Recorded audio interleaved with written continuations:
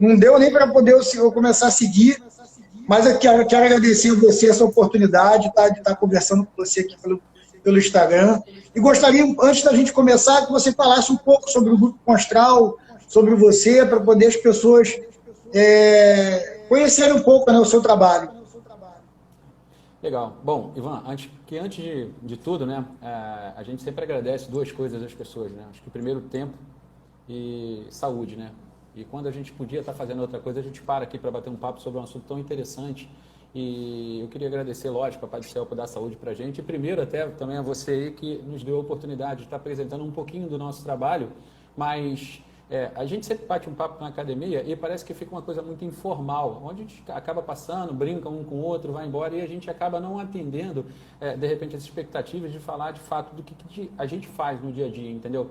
E hoje, o Grupo Constral, na verdade, a gente tem uma missão que é transformar o empresário no Brasil mais qualificado ao mercado atual. Ou seja, a gente trabalha com ele que, se ele não quebrar e a gente conseguir manter as empresas ativas, automaticamente eu gero emprego e, consequentemente, eu gero economia e a gente vai melhorando naturalmente. Né?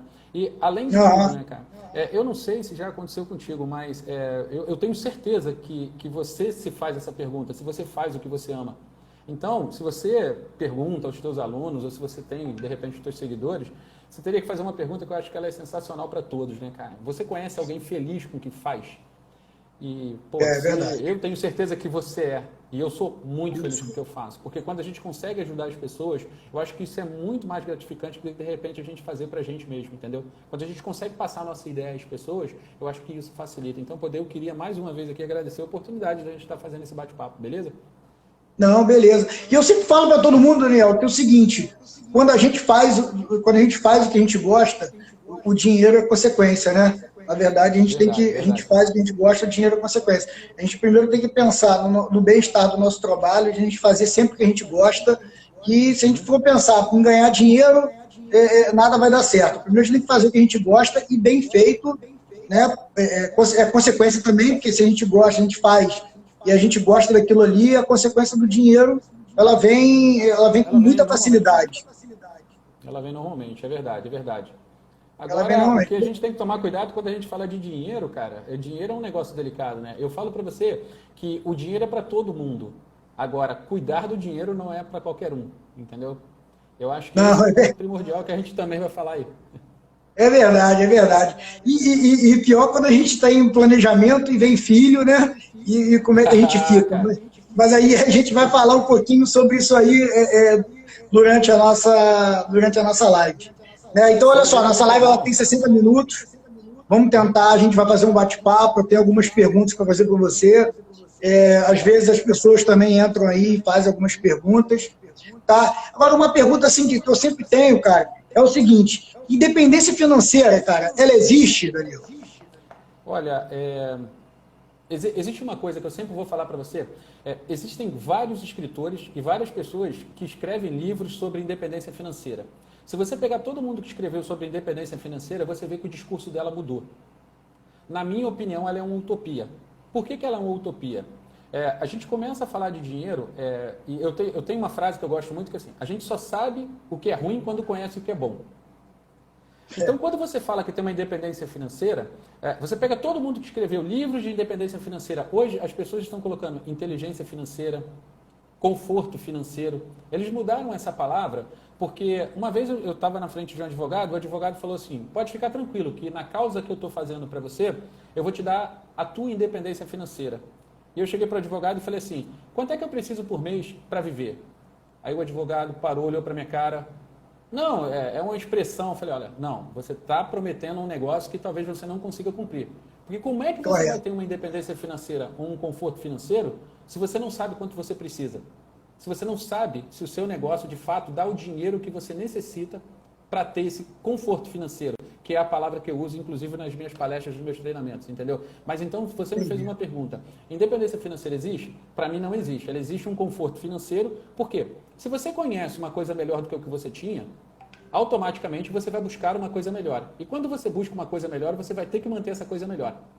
Eu tenho empresários que têm um padrão de vida muito alto. E ele chegou para mim e falou assim, não, cara, se eu quiser parar de trabalhar, eu paro. Eu falei, então para de trabalhar. Ele falou, não, eu só não paro para manter o meu padrão de vida. Eu falei, então você não tem independência financeira. Então não tem independência Porque financeira. o teu dinheiro Correto. vai acabar. Entendeu? Então, acho que o termo conforto financeiro, ele é muito legal. Você, até no canal, lá no canal Constral, quando você pegar no YouTube também, acho que eu já tinha te passado isso antes da gente bater um papo, eu tenho um vídeo que a gente fala o seguinte, antes de casar, assista esse vídeo. Perdão, antes de subir no altar, assista esse vídeo. Você vai casar, não tem casa e não tem reserva financeira, você tem certeza que você vai subir no altar assim? Então, tem atitudes que a gente acaba tomando que no meio do caminho você fala assim, foram atitudes não pensadas de forma financeira. Não estou dizendo que não tenha que casar não, tá? Mas eu acho que a gente tem que se preparar um pouco melhor. É verdade, cara. É verdade. Então você acha que o conforto financeiro, na verdade, o nome é mais exato, né? Conforto financeiro. Mais correto. Você quer ver uma coisa? Se eu falasse para você, independência financeira, como você citou comigo, eu queria fazer um desafio com você. Já que a gente está aqui ao vivo batendo um papo, vamos pensar o seguinte. Eu preciso passar para você as regras, e aí o pessoal que está escrevendo aí também, até você, eu queria falar o seguinte, nós temos, imagine que você tem 24 horas para gastar um dinheiro, tranquilo? Certo. Você vai ter 24 horas para gastar um dinheiro. Eu vou te dar 1 milhão. Você tem 24 horas para gastar 1 milhão. Tudo que você comprar tem que estar no seu nome. Se você comprar uma casa, você vai ter que passar para o seu nome. Se você comprar um carro, você vai ter que passar para o seu nome. Então, você tem 1 milhão para gastar. Começando de 10 horas da manhã até 10 horas do dia seguinte. Você faria o que com esse 1 milhão para gastar 1 milhão? Se você não gastar 1 milhão, você tem que me dar 100 mil. Aí, nesse caso, cairia naquela coisa das empresas públicas, né? Eu tenho dinheiro para comprar o hospital, mas aí depois não tenho dinheiro para manter o hospital. A gente tem que ter cuidado também nisso. Da gente ter o dinheiro para comprar os bens, né, materiais como imóveis, né, imóveis, automóveis, mas tem que ter cuidado também de você não ter, de você depois ter o dinheiro para poder mantê-los, né? Que também esse é o problema. Isso é um problema. Não é por aí? Você sabe a diferença quando a gente fala financeiramente de ativo e passivo? Não. Já ouviu falar nesse termo? Não. Então vamos pensar o seguinte. Não. Imagine que você tem 1 milhão no banco. Você tem 1 milhão aplicado no banco. Aí desse 1 milhão, você tem uma coisa chamada ativo. Por quê? Porque esse dinheiro gera mais dinheiro. Ele tem uma rentabilidade, independente de ser pequeno ou não. E aí você tem uma coisa que a gente fala assim, ele pode estar numa poupança, pode estar num investimento financeiro mais agressivo, mas ele gera um ativo para você. Só que quando você pega esse 1 milhão e compra uma casa, o que acontece contigo? A casa você tem IPTU, você tem seguro, você tem luz, você tem água, você tem uma série de outras coisas. Então, automaticamente, tudo que sai do teu bolso vira um passivo. É por isso que quando você chega nas empresas, fala assim, a empresa quando quebra, qual é o teu passivo trabalhista, qual é o teu passivo? Passivo é uma coisa que você tirou de algo que rendia uma renda para você e se transformou num problema. Um exemplo na nossa vida pessoal seria um carro, que eu acho que é mais simples. Você tinha um dinheiro no banco, tinha um dinheiro que você junta todo mês, você foi lá e comprou um carro, e ao invés de você ter o dinheiro girando para fazer mais dinheiro, você automaticamente comprou um carro para ter seguro, IPVA e outros custos que você sabe que o carro tem com manutenção e tudo mais. A diferença desse ativo e passivo, se ela fica clara na nossa cabeça, a gente consegue de fato melhorar essa estrutura. Entendi. Sem contar que o automóvel é um bem que você compra hoje, ela vale X, e você vai passa uma semana, ele já não vale o valor que você comprou, né? Então, você quer mais ou menos por aí. Isso mesmo. Vamos pensar o seguinte, você me fez uma pergunta no início sobre a questão da independência financeira, eu vou falar para você que quando a gente tem algumas noções, automaticamente a gente consegue estar melhorando a nossa qualidade de vida e também tendo conhecimento. Você se lembra do teu primeiro salário? Não. Não. Então, a gente nunca se lembra do primeiro salário. Não, eu lembro, não lembro o que eu fiz. Então, a gente não lembra o que fez, né? Você tinha 100% de zero. E aí você ganhou 100% de um dinheiro. O que você fez com esse dinheiro? Não sei. Ninguém sabe. Provavelmente eu fiz algo que eu queria muito, né? Exatamente. Só que é o seguinte, você não pode trocar um futuro de longo prazo por uma coisa que você quer de forma imediata. Se você consegue fazer com que todo o dinheiro trabalhe, porque como é que funciona a cabeça, pelo menos, de todos os empresários, de todas as empresas dos quais eu passo? O nosso trabalho, ele separa a nossa vida em 3 etapas. Eu falo para você, eu separo a minha vida de 10, 20 e 70. Todo o dinheiro que eu ganho, eu separo 10, 20 e 70. 70% do dinheiro que eu ganho, ele tem que manter o meu padrão de vida. 70% do dinheiro que a empresa gera, ela tem que trabalhar para poder pagar as despesas que ela tem, as obrigações para ela funcionar. 20% dessa despesa, ou dessa receita, perdão, que você recebe, você pega 20% e reaplica para que teu dinheiro aumente. Ou seja, você faz um investimento, ou você faz um curso, ou faz alguma coisa para que você possa estar evoluindo. E 10% do dinheiro que eu ganho, eu me divirto. Aí você chega para mim e fala assim, poxa, mas caramba, se eu ganho R$1.000, como é que eu vou me divertir com 100? O problema não é divertir com 100. O problema é você pegar os 200 para transformar os R$1.000 de repente em 2 e 3. E aí entra, eu acho que o básico de todos. Quando eu entro nas empresas, as pessoas chegam para mim e falam assim, como é que eu vendo mais? E aí eu vou fazer uma pergunta para você, Ivan, eu não sei se você já teve essa sensação de que você arruma mais alunos, você vende mais, você corre mais atrás e parece que você está sempre correndo atrás de alguma coisa que nunca chega. Você tem essa sensação? Sensação, correto. Então, essa sensação, na verdade, ela ocorre porque a gente não tem uma coisa chamada um fluxo de caixa doméstico e um fluxo de caixa empresarial. Você, como um profissional autônomo, não tem diferença nenhuma para o empresário. Você é o cara que corre, que toca, que faz as contas, você que tem que fazer. Aí você começa a fazer o seguinte, eu vou fazer uma analogia bem simples para a gente. Você acha que uma barraca de pipoca, ela dá lucro? Uma barraca de pipoca. Você compra o milho por R$3, né? Você compra o milho por R$3 e, sei lá, faz uma porção de pipoca. Você vende 50 pipocas por R$5. Você comprou um negócio de 3 e ganhou 150, R$200. Dá dinheiro? Dá dinheiro. Agora, dá dinheiro para o que você precisa? Imagina, você tem um padrão de vida que gasta R$10.000 por mês e você... Eu acho que não, né? Então, e aí eu acho que essa é a primeira falha que a gente tem no mundo do profissional liberal, porque como ele não tem noção de quanto ele gasta, ou então, de repente, ele não está fazendo a conta certa, ele não consegue saber se na ponta o negócio dele é viável para a vida dele. Entendi. Porque às vezes, Ivan, você fala para mim assim, eu conheço várias empresas, uma porção de empresas que tem, na verdade, lucro, mas o lucro não consegue pagar o que ele tem de padrão de vida. E aí você fica correndo atrás do rabo. Vou fazer um exemplo para você. Você conhece Mike Tyson? Nicolas Cage? Sim. Todo mundo quebrou. Sim. Como é que um cara que ganhou o dinheiro que ele tinha, quebrou? Não teve o controle financeiro. Né? Então não é dinheiro. Então esse negócio que a gente fala de correr atrás do dinheiro, para mim, eu não gosto de correr atrás do dinheiro. Eu gosto de correr primeiro atrás dos cupins que acabam com o nosso dinheiro, para depois, automaticamente, eu mudar para um outro tipo de perfil e falar para você assim, olha, cara, esse negócio aqui é maneiro, você tem que seguir isso aqui. Entendeu? Então, como eu te falei, não tem nenhuma diferença entre o profissional liberal e o empresário. Mas uma coisa que a gente tem que fazer, cara, é pensar como empresário. Como é que o empresário pensa? Ele tem que ter uma reserva financeira, ele tem que inventar uma forma de separar. Lá no nosso canal, inclusive no site, eu vou deixar depois, quando a gente terminar a nossa live, os dados, eu tenho modelos que eles são de fluxo de caixa empresarial e também tenho de fluxo de caixa doméstico. Inclusive, tem um curso grátis para como a gente junta dinheiro e cuida do dinheiro dentro de casa. Para aprender de forma simples como é que eu consigo coordenar isso. Porque eu vou falar uma coisa, Ivan. Eu não sei quanto as pessoas que estão aqui nos assistindo, que vão perguntar para a gente, ganham.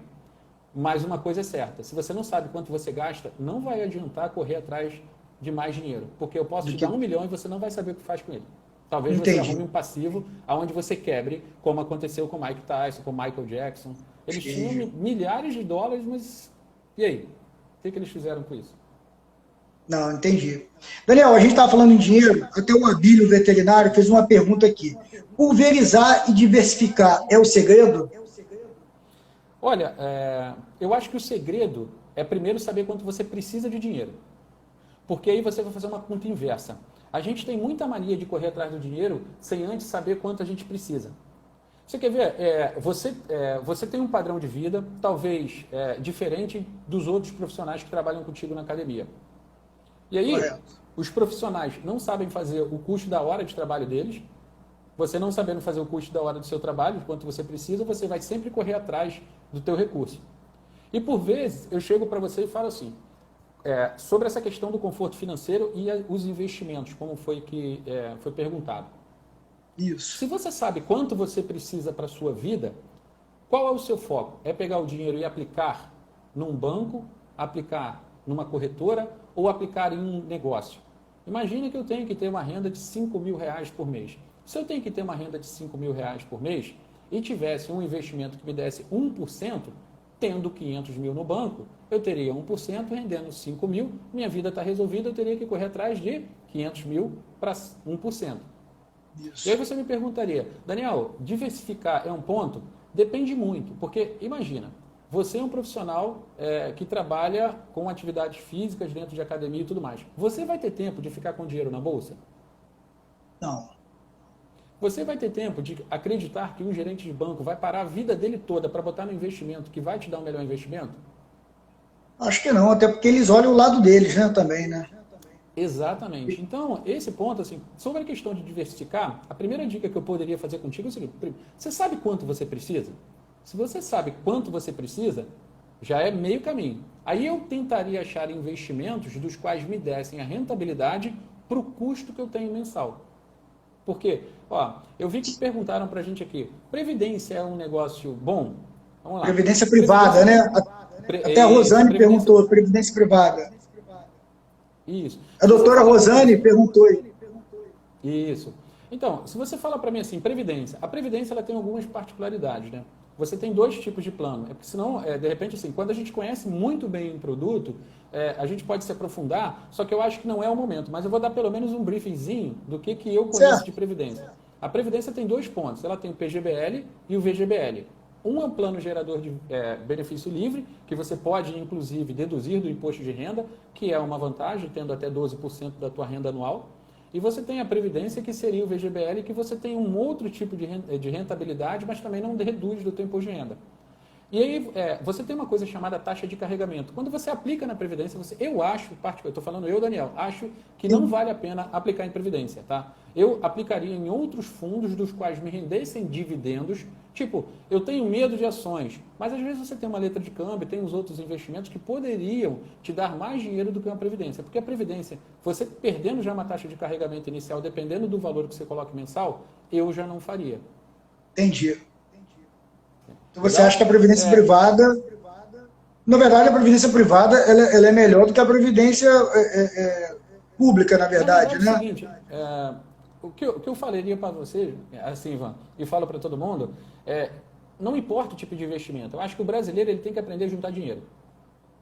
Independente de qual seja. Se você chegar hoje para mim e falar que assim, capitalização é uma boa em banco, né? Eu falei, cara, não acho que seja uma boa, mas ela te força a juntar dinheiro. Se você não tem a disciplina de juntar dinheiro, pode ser um produto para você aprender a juntar dinheiro. Ó, sortear em rentabilidade é uma porcaria, mas te forçar a aprender um dinheiro e não ter como resgatar o dinheiro é melhor do que, de repente, você está aplicando em uma coisa que você tem taxas de carregamento, tem que ter uma logística. Quando você resgatar, você ainda tem um imposto. Quer dizer, eu acho que ele é muito mais aprofundado para as pessoas dos quais a gente está hoje falando. Se você falasse assim, Daniel, qual é a dica que você falaria? Eu tentaria pegar o meu salário e dividi-lo, como eu te falei, em 70, 20, 10. Se eu conseguir manter o meu padrão de vida com 70% do meu salário, eu estou indo no caminho certo, tá? Para todas as pessoas dos quais fazem esse tipo de pergunta para a gente e tudo mais, eu pergunto o seguinte: quanto dinheiro você acha que já passou na sua mão, Ivan? Ah, não tenho noção, né? Então, não tenho noção. Como é que você... Então, se eu não sei quanto dinheiro passou na minha mão, vou falar do meu primeiro salário até a data de hoje, será que o teu problema é dinheiro? Será que você precisa de mais alunos? Na verdade, o problema é como você está gerindo o seu dinheiro, né, cara? Acredito então, que seja a principal... Eu acho que esse é o principal ponto quando a gente fala de nossas ações, porque você tem vários artistas, várias pessoas que ganharam grana demais e quebraram. Então, eu não acho que a pessoa tenha que ficar tão preocupada qual o melhor tipo de investimento. Eu acho que o melhor tipo de investimento é, primeiro, eu tenho que aprender a juntar dinheiro. Isso. Poxa, Daniel, olha só, Daniel... Pode falar. Você está me falando assim, que 10% do meu salário é o que você está me indicando de juntar. O que eu poderia falar contigo é o seguinte, eu não quero que você comece com 10%, eu quero que você comece. 10% é um foco. Se a gente de alguma forma dinheiro, se a gente, de alguma, exatamente. De repente, alguma outra coisa, que seja qualquer tipo, mas se eu aprender a juntar dinheiro, ou se eu criar subsídios assim, teu filho nasceu, você tem alguma previdência, educar para ele? Não. Você tem alguma poupança que fica? Não. Você tem... Eu tenho uma metodologia que esses 20% que eu junto, eu devo para mim. Todo o Entendi. dinheiro que eu ganho, eu tenho que me pagar 20%. Aí o que acontece comigo? Quando eu não me pago, eu me cobro. Eu fico me cobrando, e eu sou chato pra caramba, eu sou o pior cobrador de mim mesmo, entende? Porque eu sou obrigado a aprender a juntar dinheiro. Porque eu tenho, e tive minha meta, para poder chegar no meu conforto hoje e falar para você que, graças a Deus, tendo essa disciplina desde os 14 anos, hoje eu consigo estar trabalhando apenas 3 dias por semana. Então, poxa, se você hoje me perguntar o que você fez, a palavra é disciplina. Não tem jeito. Você tem que aprender a juntar dinheiro agora, porque eu não acho que no futuro você vai ter a renda que você tem hoje pelo governo. Entendi. Daniel, até o Hércules, a gente entrando nesse lance da Previdência, ele colocou aqui, Daniel, com relação à Previdência, hoje existe Previdência sem taxa de carregamento? Eu não sei se ele fez uma pergunta ou fez uma afirmação. Se hoje existe Previdência... O que acontece? Os bancos, geralmente, eles trabalham em valores. Imagina assim, Ivan, você quando chega num banco e tem um dinheiro aplicado, se você tem R$100, é diferente de você ter 100 milhões.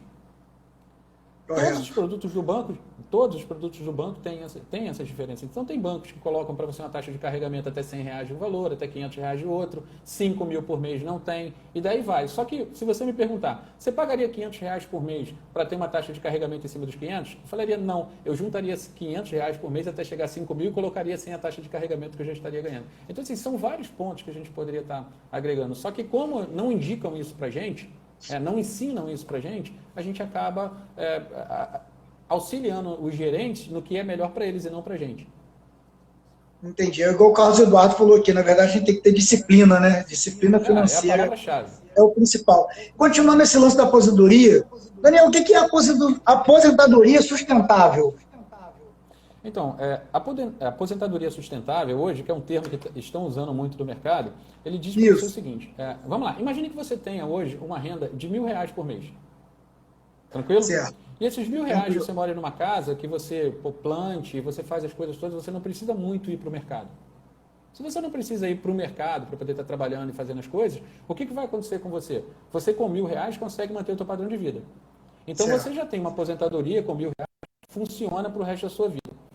A aposentadoria sustentável, que eu escuto os empresários, inclusive faço treinamento com eles, é o seguinte, quanto você precisa para ter uma aposentadoria tranquila e se tudo correr bem, até quanto você teria para poder juntar?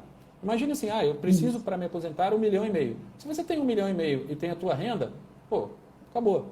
Se você tivesse hoje um conforto financeiro, tivesse passando por essa crise, você não teria o problema que você está tendo.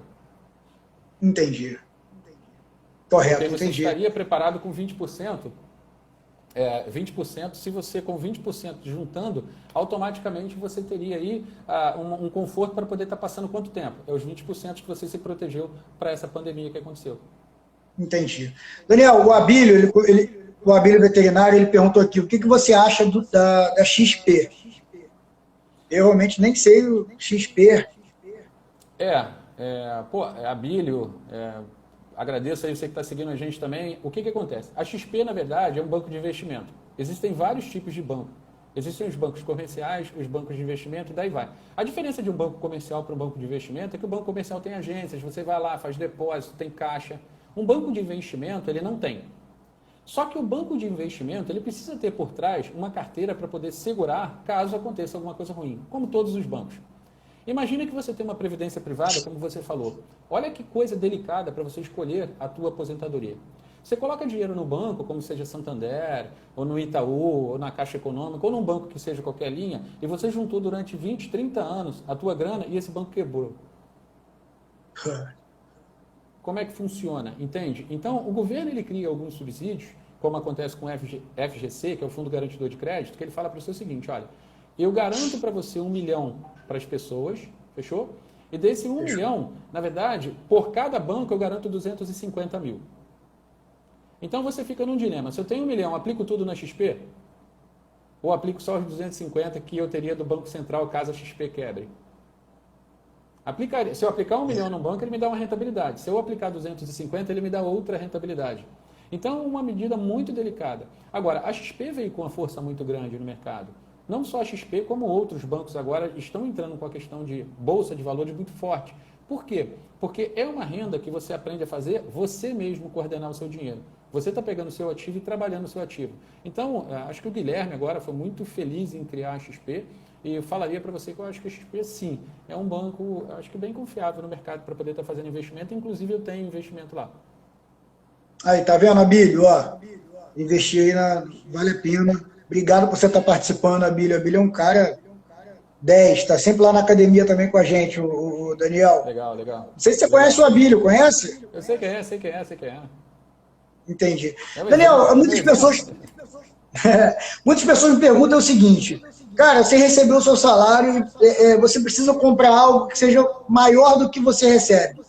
Qual seria a sua estratégia, cara? A gente vai entrar até um pouco nesse lance do cartão de crédito, né, que é uma coisa bem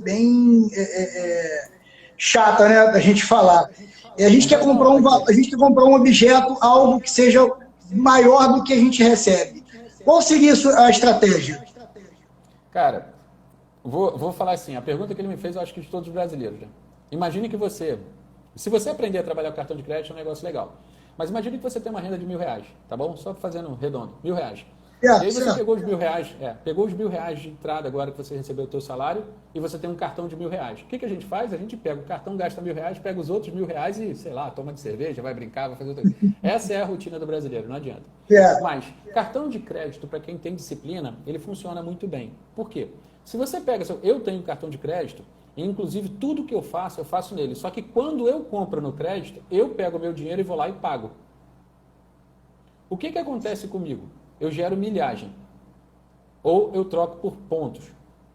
Certo. Ou eu faço alguma compra que me dê desconto. Então, o cartão de crédito ele não é um vilão. Como se trabalha com ele é o nosso problema.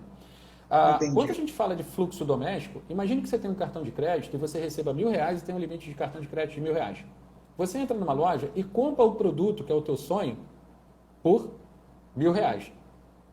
E aí você parcela aqueles R$1.000 em X prestações, tranquilo? 10 vezes. Vamos colocar 10 vezes, né? Que o brasileiro gosta de 10 vezes, né? Não, ele gosta de pagar parcela. É engraçado que ele gosta de pagar parcela para os outros, mas não gosta de dever a ele mesmo. Né? Se você pagasse todo mês um dinheiro para você ia ter dinheiro para pagar à vista e não ia pagar R$1.000. Você ia comprar à vista, de repente, com 20% de desconto, compraria com 800 e os 200 você inteiraria para uma outra coisa. Mas não é da nossa rotina fazer o quê? Juntar dinheiro.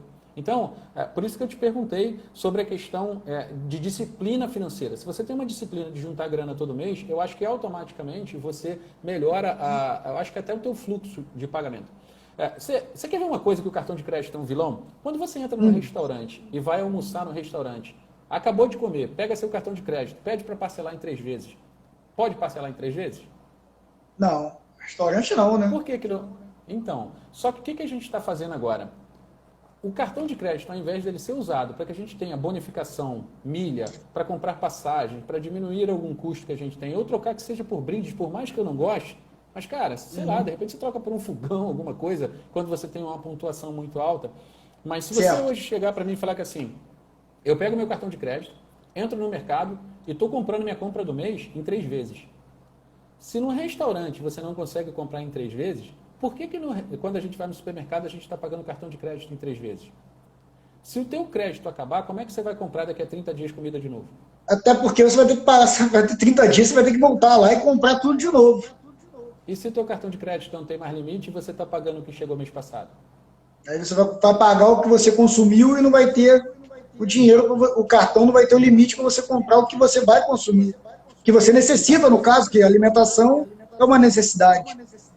Então, eu acho que nessa disciplina que a gente está falando sobre rendas e tudo mais, sobre compras, né? Eu vou falar para você assim, é a mesma coisa que a gente falou lá no início. Se você pega seu dinheiro e ao invés de pensar em longo prazo, começa a transformar esse negócio num sonho de curto prazo, você acaba criando um passivo do qual você não vai conseguir lá na frente se segurar. Então, se você quer comprar alguma coisa e ela encaixar em 10% da sua renda no modelo que eu crio, e esse modelo seja para diversão, eu falo para você, cara, pode fazer tranquilo.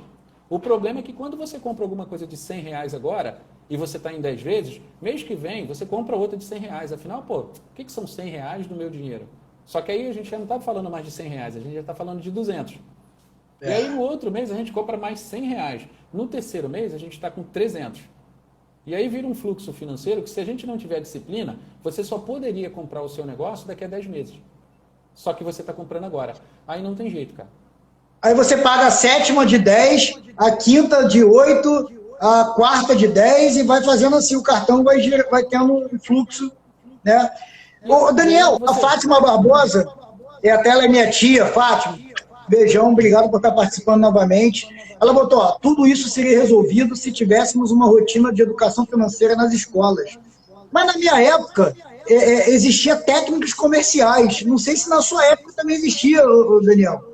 Não sei se você é da mesma idade que eu, né? Mas na minha época existia técnicos comerciais. Isso valeria a pena? Como é que nas escolas? Eu acho que seria interessante, né? Se mantivéssemos essa matéria. Ô Ivan, a minha filha estudava num colégio aqui na ilha e a gente tentou até implementar isso no colégio aí em Araruama. Eu não sei se não é de interesse da cidade e tudo mais, mas aqui existia até um programa chamado Junior Achievement. Esse Junior Achievement, o que ele faz? Ele pega as escolas, cria produtos, assim, do zero, lança ações de mercado financeiro, gera renda para os caras aprendem RH, aprendem processos, aprendem finanças, aprendem gerir uma empresa. É uma aula de empreendedorismo que você disputa com outras escolas do mesmo perfil. Eu acho que isso pega muito bem em colégios dos quais eu acho que o IDH é alto, entende? Porque quando você tem numa região que isso não é muito encorpado dentro de uma prefeitura ou de alguma coisa, eu acho que a gente não vai conseguir.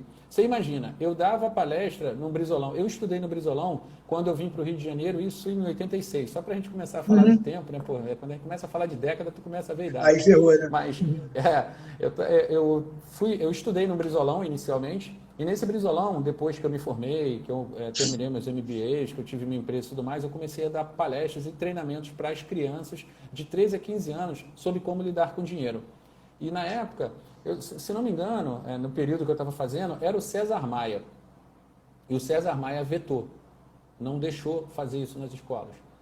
Eu não sei até que ponto é interessante para o governo ensinar isso para os jovens. Para a gente é excelente, eu acho que a gente tem que fazer isso em casa. Eu não sei se você já fez esse exercício, mas a minha filha, minhas filhas, na verdade, todas as vezes que eu tento falar com elas de dinheiro, todo o dinheiro que elas ganham de aniversário e tudo mais, elas falam que eu sou o imposto, né? Eu sou os 20%. Quando elas ganham dinheiro, eu pego 20% e junto e falo, o resto vocês podem fazer o que vocês quiserem, mas eu quero que vocês criem essa disciplina de 20%. Tá? E a gente fez uma brincadeira, cara. O teu filho ainda você só tem um filho, né? Só um filho, tem um ano de idade. Para quem tem filho em casa, se eu pudesse dar uma dica para vocês, é o seguinte, para ensiná-los desde novos, né? Eu acho que você pode pegar uma bola de aniversário, né? Uma bola de aniversário, você enche com papel, você bota aquela cola molhada, brinca com ele e você vai fazer um cofre. Isso eu acho legal, porque aí você interage com o teu filho, ensina para ele sobre cofre. Isso demora, tá? E aí você pode fazer 3 cofres de 3 tamanhos.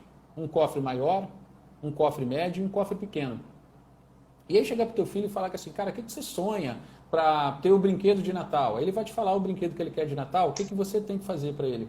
Você pega para o teu filho, todo o dinheiro que você dá para ele, eu chegava em casa, eu dava as moedas, uma grande, uma pequena, dava uma nota e falava com ela o seguinte, coloque no cofre o dinheiro. E aí eu começava a ensinar para ela qual é a maior nota, qual é a menor nota. Ela começava a entender que ela só ia comprar o brinquedo dela em dezembro. Ela estava juntando dinheiro para isso. Então um cofre grande, ela botou uma casa. Você criava uma meta, né? Isso, e ela começou a aprender que juntar dinheiro, mas ela está aprendendo isso dentro de casa, porque eu acho que as nossas escolas, cara, eu acho que os nossos governantes não vão querer que ensinem isso pra gente. Me desculpa, não é nada político aqui, não estou falando nenhuma coisa política, mas eu acho que se a gente não fizer isso dentro de casa, eu acho que as escolas, a gente fica cobrando demais das escolas um problema que é nosso. A gente tem que fazer isso. Se a gente não faz pra gente, se a gente não sabe quanto dinheiro passou na nossa mão, por que cobrar isso da escola, né? Eu acho que a gente tem que fazer isso em casa. Não, com certeza. Ó, a Fátima contou aqui, os 20% seria uma renda reservada para uma independência financeira? Tá. Bom, Sim, aí vamos né? tentar voltar aquele negócio, né? Independência financeira não, vou sempre falar de conforto financeiro, tranquilo? Só para tentar usar o termo certo com vocês, assim, lógico que tem gente que vai chamar de independência financeira, mas esses 20%, eles vão auxiliar a você entender, porque como eu te falei, se você tem uma barraca de pipoca e ela dá dinheiro, mas ela não dá o dinheiro necessário para você, é barraca de pipoca.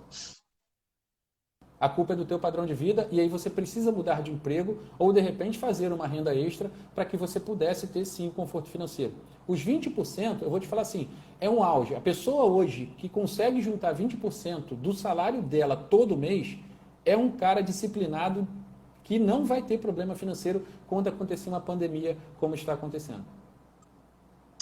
Ó, Daniel, legal, a Top Fitness aqui, ó, nossa academia colocou que realmente a educação financeira para crianças é primordial. Rafael, obrigado aí pela participação, tá? Se Deus quiser, né, Daniel? Breve a gente estaria voltando, né? Tô com saudade mesmo, cara. Faz falta, não faz? Pro corpo, né? Muito. Daniel, deixa eu te fazer uma pergunta que muitas pessoas me fazem. Em caso de endividamento, em função de um imprevisto, qual seria a ação a ser tomada? Desculpa, no caso de um endividamento... No caso do endividamento, eu me endividei em algo imprevisto, né? Entrou essa quarentena, a gente está aí há 60 dias sem trabalhar, né? Alguns fazendo os bicos aqui, mas nada, a renda nada igual ao que quando a gente estava ativo. Me endividei, algo foi imprevisto. Qual seria a estratégia, cara, financeira a ser tomada? Então, Ivan, o que acontece? Lá no canal, eu vou te falar, eu tenho várias dicas dos quais a gente senta para poder colocar exemplos reais, né, do dia a dia que a gente vive. Mas uma das dicas que eu posso falar para você é o seguinte. Primeiro, eu sei que acontece da gente se endividar em algum dado momento e a gente precisa renegociar. Mas imagina, você foi lá no banco, pegou uma grana ou pegou uma grana com a agiota, ou que seja com terceiros e tudo mais, e está enrolado para poder pagar. Cara, a primeira coisa que você deveria ter visto antes de pegar a grana, eu tenho condição de pagar? Porque hoje você está chegando para mim falando que assim, olha, eu preciso reparcelar ou refinanciar uma dívida minha. Mas se você refinanciar ou reparcelar, você vai conseguir pagar? Se você não vai conseguir primordial, pagar, né? Pensar nisso. Não tem jeito. Porque, imagina, como eu te falei, se você, se puder, depois você entra no site lá do Grupo Constral e baixa um modelo que eu falo para você sobre o fluxo financeiro doméstico e o fluxo financeiro empresarial. Se você conseguir colocar lá o teu vestuário, a tua alimentação, os teus custos e colocar uma prestação para fazer o financiamento, o refinanciamento, eu falaria para você fazer o refinanciamento. Só que se você não tem condição de fazer o refinanciamento, não vai adiantar muita coisa, tá? Uma dica também que eu posso estar passando para vocês é o seguinte, dentro do nosso canal, do canal Constral, ele também fala muito sobre banco. Por que eu estou falando sobre banco? Se você está devendo banco, o banco tem meses específicos dos quais ele dá desconto para fazer refinanciamento, tem meses dos quais ele tem uma análise mais criteriosa para poder fazer algum parcelamento para você. Em alguns dados momentos, ele não pode nem vender a tua dívida para terceiros.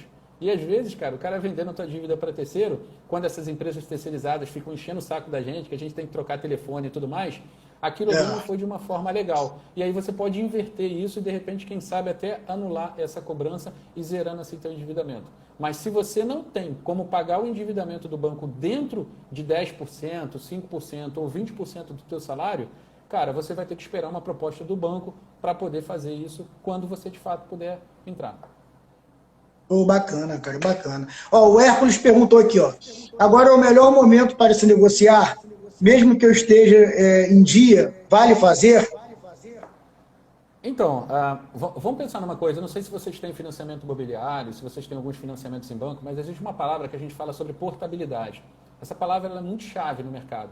Portabilidade é você pegar uma coisa que você tem e levar para outro lugar. Você pode fazer isso com o teu salário, você pode fazer isso com a tua conta corrente, você pode fazer isso com o teu financiamento imobiliário. Um exemplo do que aconteceu com o meu. Eu tinha um financiamento imobiliário que eu tinha feito há anos atrás. E aí, nesse financiamento imobiliário, a taxa de juros hoje está 3,5%, aliás, 3% ao ano. E antigamente era 14%.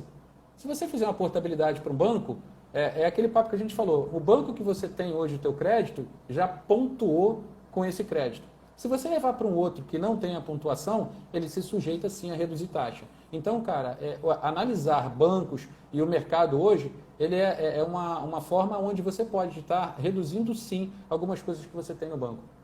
Então você acha que hoje, até você falou que era 14 agora, né? Então hoje vale a pena, né, você fazer... Vale sim. Você pode tirar a grana de um banco e levar para outro. Se você tiver um empréstimo, você pode entrar em outro banco e falar assim, vocês fazem portabilidade de crédito imobiliário, de crédito, de financiamento de carro, de veículos e tudo mais. Alguns bancos recompram e diminuem sim a tua parcela. O Banco Itaú me ligou, eu tenho financiamento de carro, a minha esposa tem, e o Banco Itaú ligou aqueles 60 dias, né, para você colocar o parcelamento do carro, né, para jogar para 60 dias. Tanto parcelamento de carro ou parcelamento, acho que, de empréstimo, né? Os bancos hoje estão oferecendo 60 dias. Eles estão oferecendo. Acho que nem mais 60, Daniel. Acho que estão botando até 120, porque expandiu, né? Até então era poucos dias de quarentena, agora estão colocando de 60, acho que passou para 120. Só toma cuidado, porque alguns bancos falam para você que eles estão pegando essa parcela e postergando. Tome muito cuidado. Não, mas eles... alguns exemplos. Tome muito cuidado, porque o banco está falando para você assim, pode ficar tranquilo que a gente vai postergar por 4 meses. Mas você vai fazer 4 meses sem juros ou você vai pegar essa parcela e juntar com outra parcela?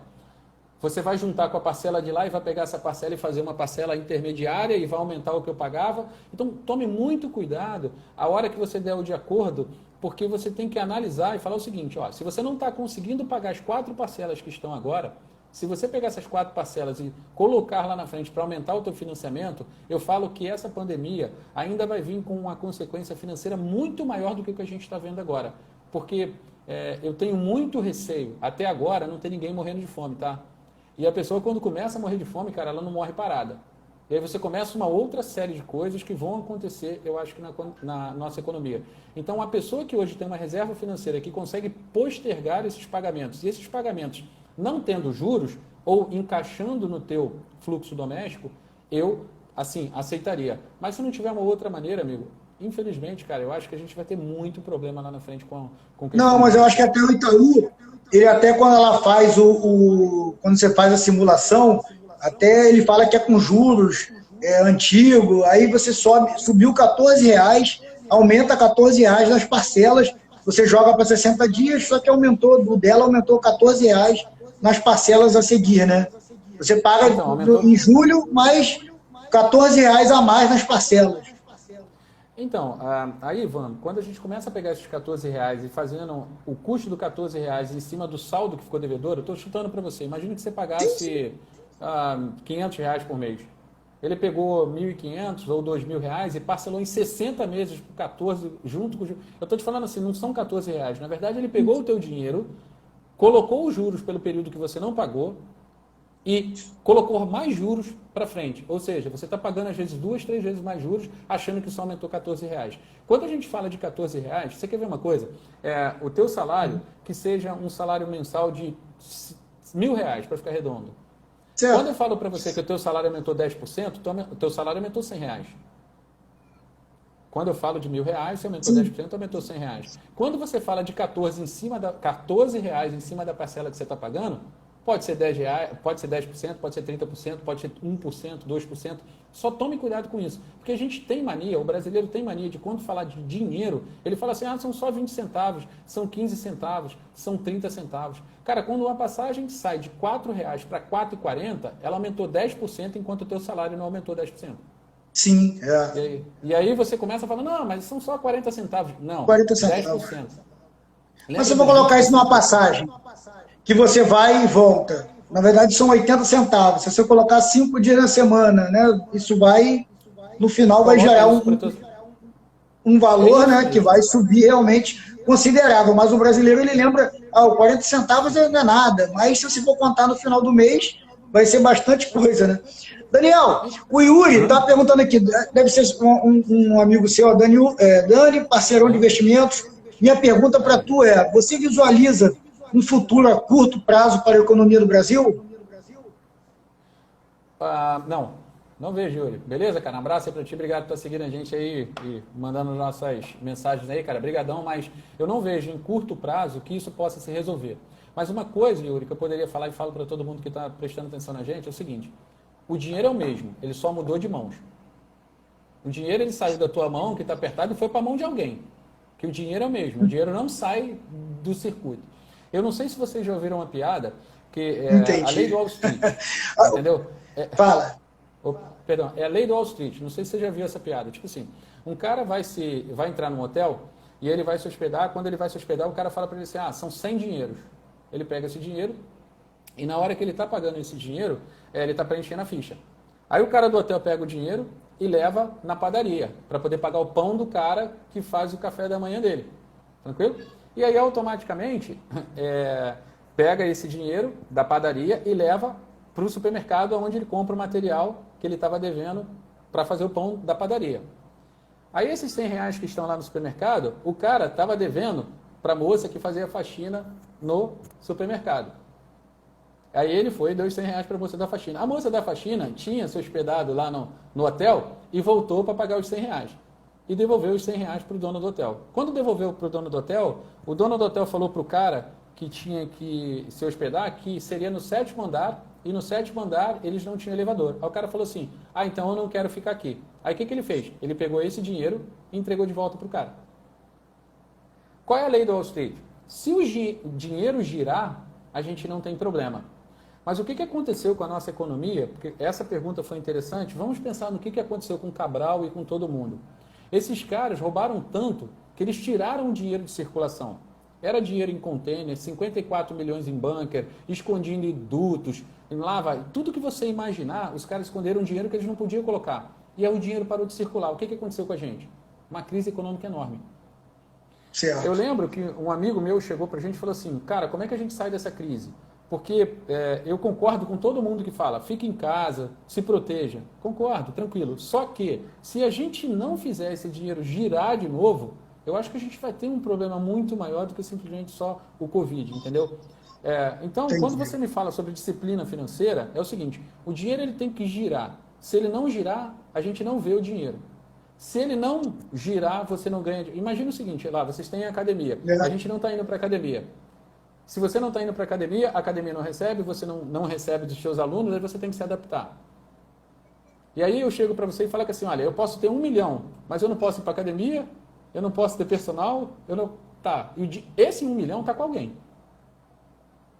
Agora, esse alguém está tomando decisões estratégicas de comprar, de repente, apartamentos, casas. É que eu te falei, alguém está morrendo e alguém está usando dinheiro para poder pegar a oportunidade. Entendi. Daniel, agora uma dúvida minha, por exemplo, assim, hoje a gente pode criar o MEI, né? O profissional liberal, o MEI, né? Sim. Para investimento, para você ir para investimento, desculpa, para caso de você querer investir em algo, você tem alguma diferença da pessoa jurídica, a gente tendo o MEI, ou a pessoa física, eu sendo o Ivan físico ou o personal Ivan MEI? Existe alguma diferença para a gente poder investir em banco? Existe alguma facilidade financeira em relação a isso? Do MEI? Então, eu vou voltar sempre nessas duas palavras que a gente falou desde o início. Primeiro a disciplina e depois o conforto, tranquilo? Eu acho que se eu tiver disciplina, eu vou ter o conforto, beleza? Então, se você é MEI, ou se você é PJ, ou se você é pessoa física, o desenho que você fez da tua vida para que você possa estar fazendo o teu conforto financeiro ou essa aposentadoria, como todo mundo fala, sustentável, eu diria que aí, fiz o desenho, eu vou ser PJ. Se eu vou ser PJ, eu vou decidir. Se eu colocar uma Eireli ou Eireli, como todo mundo fala, eu tenho um capital assegurado, eu tenho para abrir uma empresa dessas, são 100 salários mínimos, eu teria que ter mais de 100 mil. Pô, se eu não tenho, eu tenho que ir, de repente, para MEI, como você falou, ou para uma LTDA. E aí, cara, questão de tributação, no Brasil, se você entender quanto você precisa, eu acho que aí depois a gente faz o desenho inverso. Pô, já sei que eu preciso de tanto. Então, pô, como MEI, eu só posso faturar tanto no ano. Não adianta. Eu vou ter um problema de imposto lá na frente.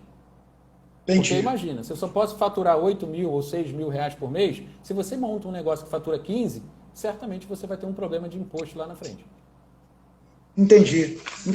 Ó, o Rafael aqui perguntou que quem tiver condições de pagar as dívidas hoje, é melhor pagar ou postergar? Quem tiver condições é melhor pagar, né? Você já estava falando aqui cara, que vale a pena pagar, né? Ficar falando isso, cuidado. Aqui, E se manter capitalizado? Deixa eu dar uma dica para você. Todos os bancos, eu te falei, lá no canal tem uma temporada bancos. E lá está assim, como funciona a cabeça do seu gerente.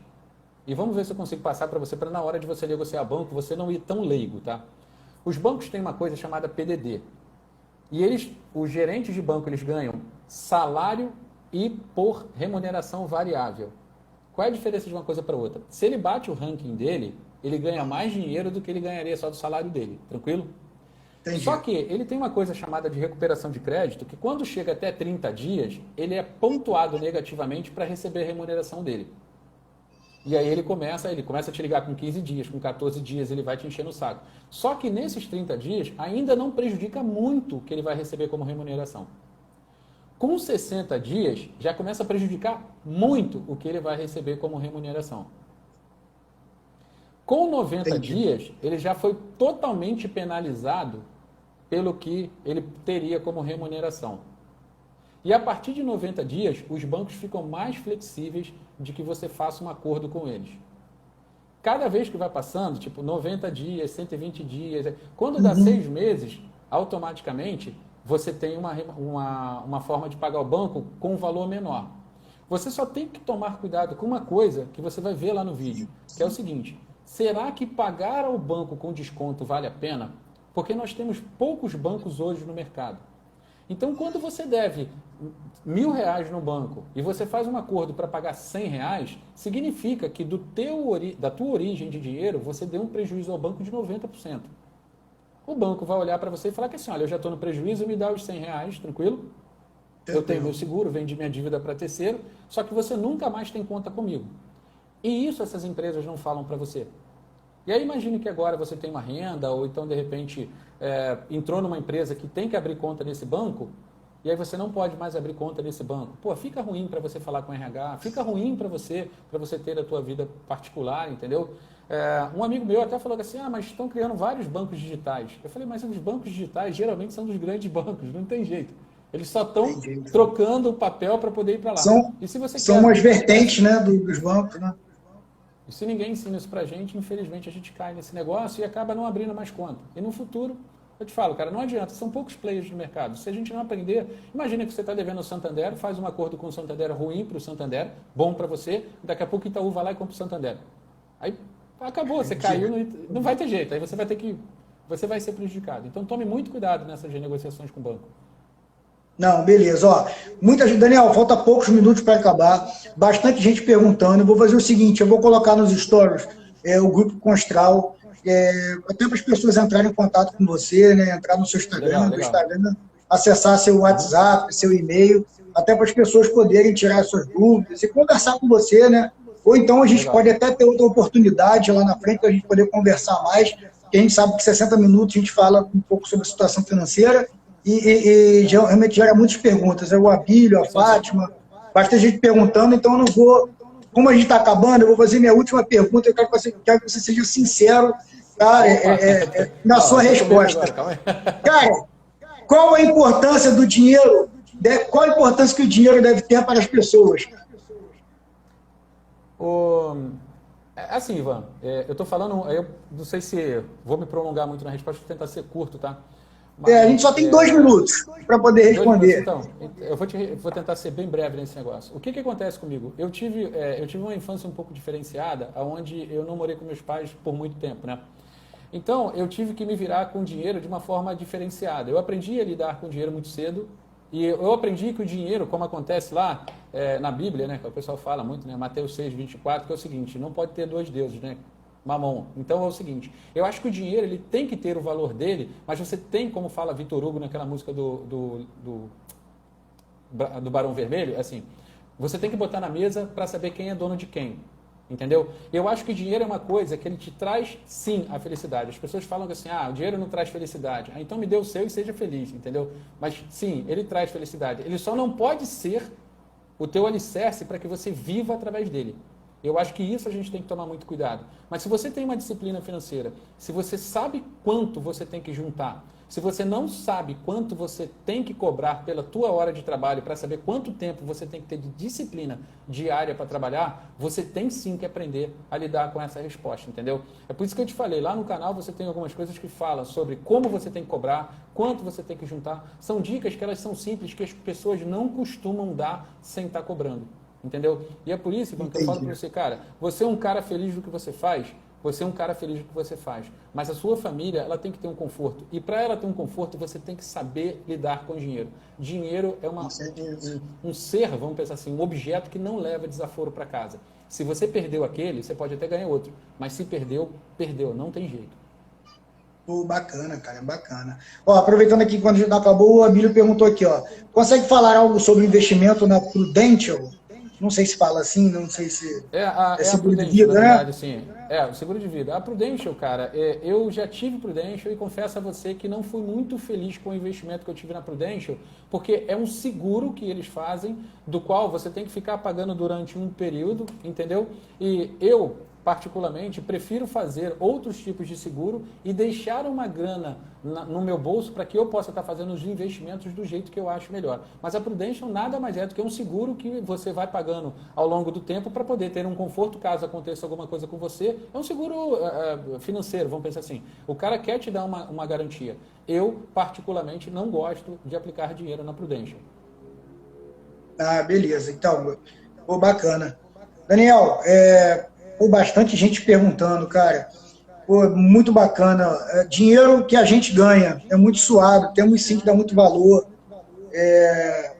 Pô, galera, parabenizando você, bastante gente que esclarecedora. Galera, vai ter, se Deus quiser, nós vamos nos programar, né, Daniel? Que a gente faça novas lives, mas o Grupo Constral, Legal. eu vou colocar o arroba Grupo Constral no meu stories para poder a galera te procurar. A gente tem 20 segundos aí, eu quero te agradecer, Daniel, de coração. Bastante gente aqui pô, elogiando, tá, Eu que a nossa agradeço, Ivan. live. Muito obrigado aí, cara. Você foi bastante esclarecedor. Muito obrigado, Daniel. Pô, eu Tá? que agradeço a você aí. E, pô, como eu te falei, as duas coisas, né, cara? Obrigado aí pelo tempo que a gente podia estar fazendo.